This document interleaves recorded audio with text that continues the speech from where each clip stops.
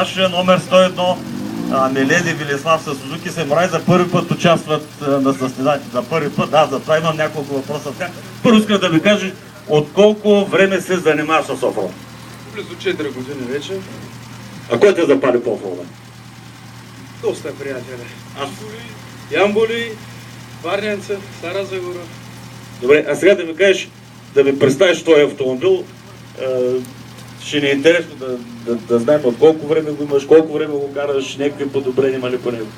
Автомобил е напълно стандартен, 1.3 двигател, на газ купен, гуми стандартен за модела, 195 за това стандартен, разбира се.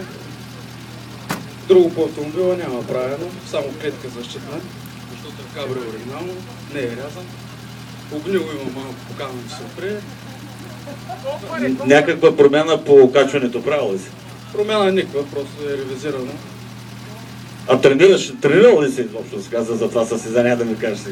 Тренирал ли си? Сам знаеш, че на багаджика тренираме всяка събота и неделя.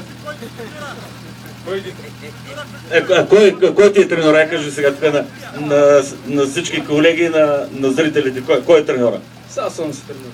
Аз не участвам ли малко? Малко.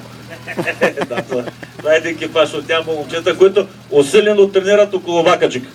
Надявам се тази година да се представят добре. Ще пожелаем успех.